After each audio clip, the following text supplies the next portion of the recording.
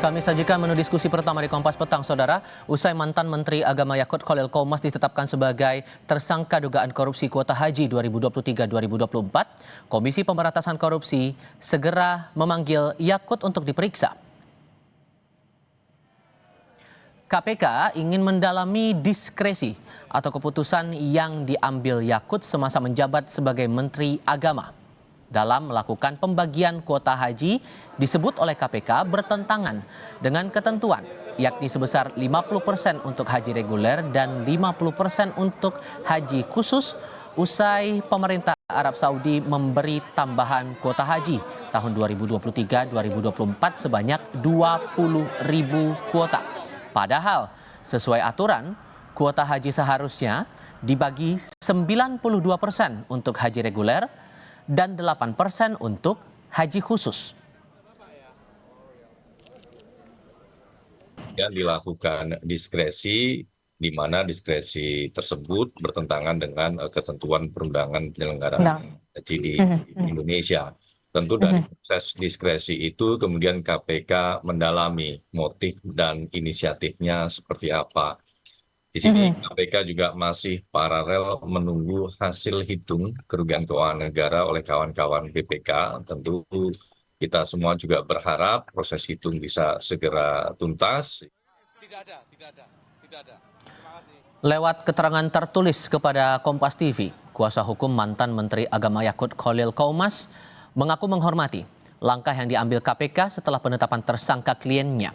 Sejak awal, Yakut Khalil Qaumas disebut kooperatif dalam setiap pemanggilan penyidik, sehingga kuasa hukum berharap kliennya mendapat keadilan dan mengedepankan asas praduga tak bersalah. Tidak ada. Terima kasih. Kami menyatakan menghormati sepenuhnya proses hukum yang sedang berjalan. Sejak awal proses pemeriksaan, klien kami telah bersikap kooperatif dan transparan dengan memenuhi seluruh panggilan serta prosedur hukum yang berlaku. Itu kata kuasa hukum Yakut Khalil Qaumas, Melisa Anggraini, kepada Kompas TV.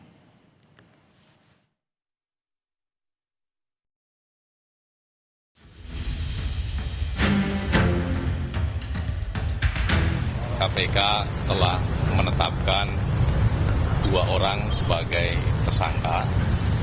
Yang pertama saudara YJQ selaku ex-Menteri Agama. Diusut sejak pertengahan tahun 2025, kemarin akhirnya KPK menetapkan Menteri Agama era Jokowi Yakut Khalil Qaumas dan staf khusus Yakut sebagai tersangka kasus dugaan korupsi kuota haji tahun 2023-2024. Dalam perkara ini, KPK menduga terdapat penyelewengan keputusan pembagian 20.000 kuota haji tambahan yang diberikan pemerintah Arab Saudi.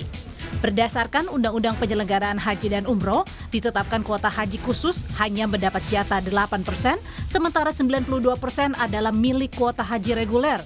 Namun justru kuota tambahan bagi haji khusus mencapai 50% atau setara 10.000 kuota. Mengapa kemudian ada dugaan aliran uang dari para PIHK atau Biro Travel? Karena Biro Travel ini kan kemudian kuota haji yang mereka kelola bertambah secara signifikan. Bertambah dari 8% menjadi 50%, bertambah 42% atau sekitar 8.400 kuota. Sebelum ditetapkan tersangka, Yakut 2 kali menjalani pemeriksaan, 7 Agustus 2025 dan 1 September 2025. Yakut kala itu mengatakan pemeriksaan keduanya di KPK adalah untuk mendalami pemeriksaan pertamanya pada bulan Agustus lalu. Namun soal materi pemeriksaan, Yakut tak menjawab. Ya, memperdalam keterangan yang saya sampaikan di pemeriksaan sebelumnya, di penyelidikan. Jadi ada pendalaman. Ada berapa pertanyaan di dalam? Insya Allah kalau saya nggak salah ada 18. Ya materi sampaikan tanya. Peneliti Pukat UGM Zainur Rohman justru mempertanyakan motif di balik pembagian kuota haji yang sangat besar dilakukan oleh Yakut Khalil. Apakah travel haji yang membeli kuota kepada Kementerian Agama atau justru kuota besar diberikan untuk mengakomodir pejabat pergi haji? Zainur juga mempertanyakan penetapan tersangka mantan menteri yang tidak diumumkan oleh pimpinan KPK. Apakah PIHK travel haji ini mereka misalnya membeli atau mereka itu iuran Mbak Adisti dikumpulkan kepada maklar, maklarnya itulah yang menyerahkan kepada perantaranya membagikan kepada pejabat di Kementerian Agama. Jadi sebenarnya publik juga sudah menunggu-nunggu dari lama. Kenapa KPK yang sudah pernah umumkan ada aliran dana baru sekarang tetapkan sebagai tersangka? Itu pun, mohon maaf nih Pak Mas Budi, penetapan tersangkanya itu tidak diumumkan melalui konferensi pers Mbak Adisti ya, hanya melalui keterangan oleh Mas Budi. Ditetapkannya Yakut Khalil Qomas sebagai tersangka oleh KPK menambah daftar panjang menteri di era Presiden Jokowi yang terseret kasus korupsi. Ada nama mantan Menteri Perdagangan Tom Lembong yang kemudian mendapat abolisi dari Presiden Prabowo untuk kasus dugaan korupsi impor gula. Dan ada nama Nadiem Makarim yang kini menjadi terdakwa dan sedang menjalani sidang dugaan korupsi pengadaan Chromebook. Tim Liputan, Kompas TV. Kami ulas pengusutan dari kasus korupsi kuota haji yang menjerat mantan Menteri Agama Yakut Khalil Qomas ini bersama dengan para narasumber. Bergabung saat ini kuasa hukum Yakut Khalil Qomas Melisa Anggraini dan Guru Besar Fakultas Hukum UNSUD Purwokerto Hipnu Nugroho. Selamat sore semuanya dengan Tifal di sini. Selamat sore Mbak Tifal, Mbak Melisa. Terima kasih semua sudah bergabung bersama kami. Walaupun dalam keterangan tertulis Anda, Mbak Melisa, mewakili kuasa hukum klien Anda mengaku menghormati proses hukum, tapi saya melihat dari Instagram story Anda ini ada beberapa hal yang dirasa ganjil atas penetapan tersangka Gus Yakut. Dari 5 poin yang Anda sebutkan dalam unggahan itu, bagian mana yang Anda rasa ganjil? Yang paling prioritas itu di bagian mana, Mbak? Ya, dalam penetapan, dalam proses hukum kasus kuota haji ini, KPK membangun konstruksi bahwa ada jual beli kuota, bahwa ada pihak-pihak yang diuntungkan atas kebijakan yang dibuat oleh Menteri Agama yaitu Gus Yakut. Namun pada proses penetapan ini, orang-orang yang disita, orang-orang yang sudah mengembalikan uang justru tidak ditetapkan sebagai tersangka. Tentu konstruksi hukumnya menjadi tidak utuh gitu ya, seolah-olah ada selective enforcement di dalam proses penegakan hukum ini. Itu tentu menjadi catatan besar. Yang kedua, selama ini KPK selalu menyatakan untuk menunda terkait dengan menetapkan tersangka demi menghitung, demi kepastian hukum, menghitung adanya kerugian negara. Namun ternyata faktanya tetap ditetapkan sebagai tersangka meskipun belum ada rilis dari kerugian negara. KPK juga selalu menyatakan bahwa ada upaya melakukan aset recovery. Tanda besar, tanda tanya kami adalah aset mana yang akan direcovery, mengingat dana haji ini adalah 100% dana dari jamaah gitu. Dan ada beberapa catatan yang tentu saat ini karena baru kemarin siang ya ditetapkan sebagai tersangka, beliau juga belum diambil keterangan. Tentu kami masih melakukan pendalaman terkait dengan proses hukum yang ada saat ini. Namun kami melihat ada konstruksi-konstruksi hukum yang kami cukup bingung ya terkait dengan kasus kuota haji ini. Yang paling membingungkan di bagian mana, Mbak? KPK juga ya, karena seperti yang tadi saya sampaikan, sejak awal konstruksi hukum yang dibangun oleh KPK, ini ada pihak-pihak yang diuntungkan atas kebijakan yang diambil oleh Gus Yakut. Disampaikan bahwa kebijakan itu melanggar hukum, padahal jelas ada pasal-pasal, ada pasal 9 dalam Undang-Undang Haji yang memberikan kewenangan atribusi kepada Menteri Agama untuk menetapkan kuota tambahan. Baik. Karena yang dipersoalkan kan adalah kuota tambahan yang sifatnya hadir belakangan dan harus disesuaikan dengan kapasitas di Mina yang tidak pernah bertambah, sementara jamaah ya bertambah dengan adanya kuota tambahan. Oke. Kemudian ada fakta-fakta yang juga tidak muncul bahwa sudah ada loh MOU dengan Saudi dan Indonesia terkait dengan kuota itu dicantumkan di dalam MOU itu. 50-50 itu ada di situ. Nah, berbagai bukti itu tentu kami sudah susun, nanti kita akan jadikan materi pembelaan dalam proses hukum lebih lanjut ini. Namun kami tentu sebagai siapapun yang ditetapkan sebagai tersangka mempunyai hak-hak hukum, kami masih wacanakan kira-kira langkah hukum apa yang perlu. Prof. Hipnu, sudah cukup terangkap penjelasan KPK soal status Yakut sebagai tersangka dalam perkara ini? Ya, kalau Sorry, ke Prof. Hipnu dulu ya. Silakan, Prof. Ya, kalau saya melihat dari berbagai media, tampaknya cukup jelas. Yaitu kaitannya tadi kalau Pak jubir KPK adalah diskresi tentang penetapan 50-50 yang harusnya 92-8%, kan gitu kan. Nah, konsep itu yang tampaknya yang menjadikan dasar permasalahan hukum.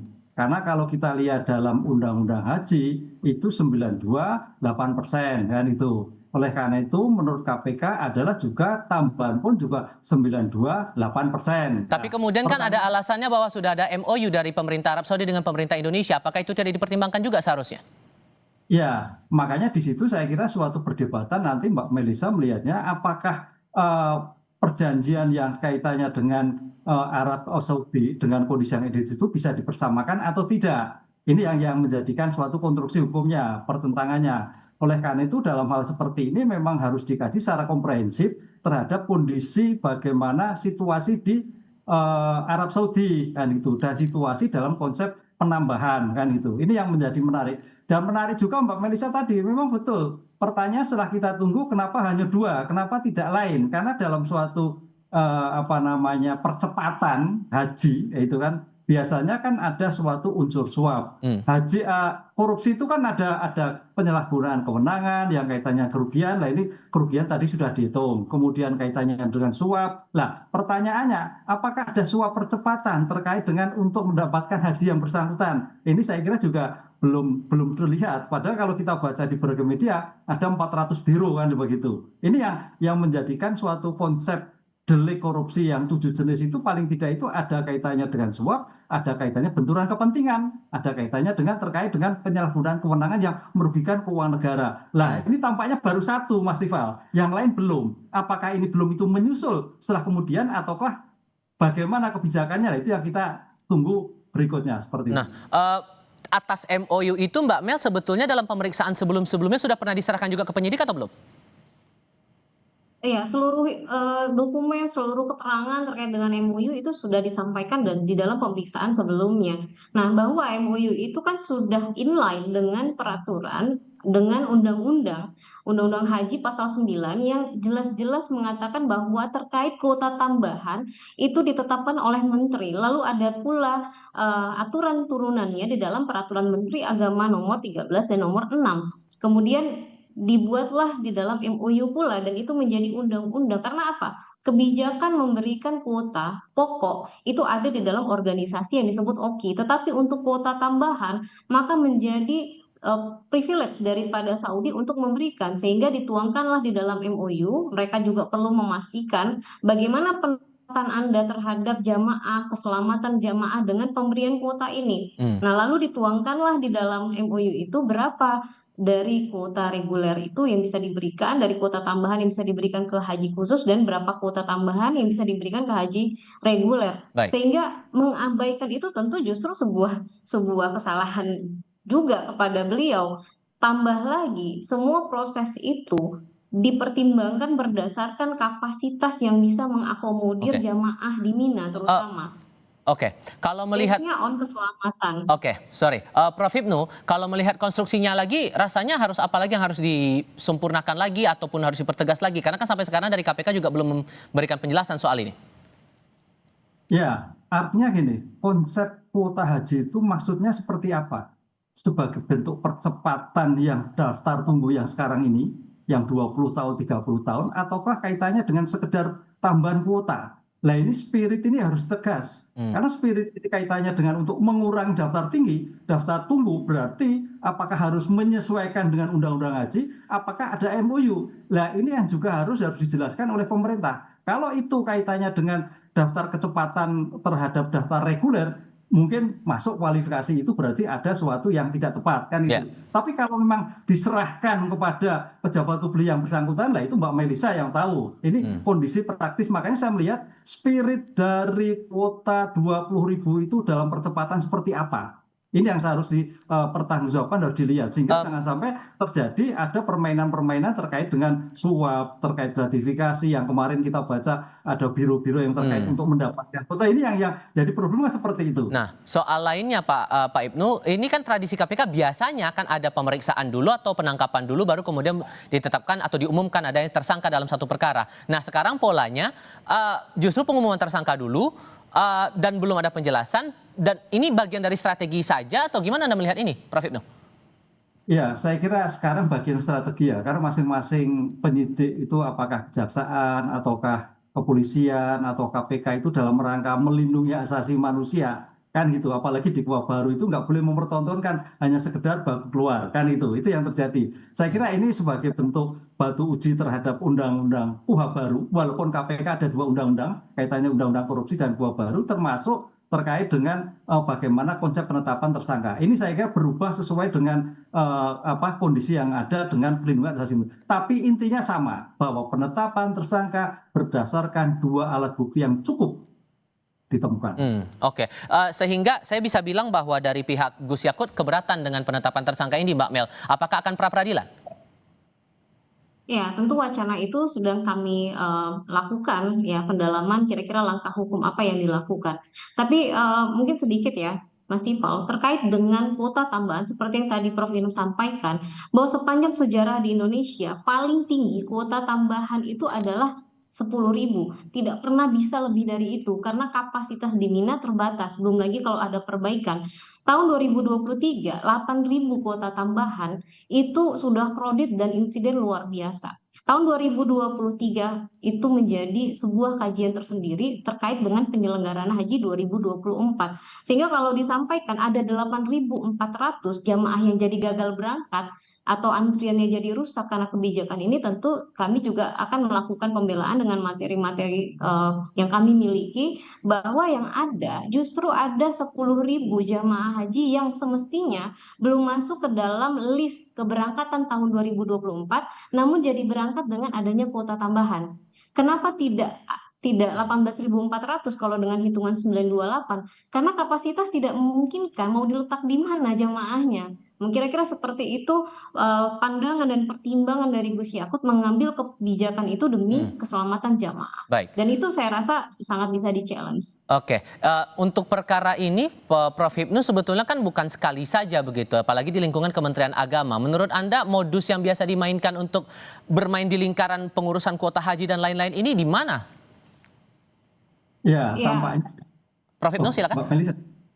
Ya tampaknya terkait dengan konsep percepatan, Mas. Karena kalau kita lihat di lapangan itu kadang-kadang sekarang ada informasi sekarang harus berangkat. Lah ini kan artinya memang daftar tunggu haji ataupun daftar kaitannya keberangkatan itu kacau balau.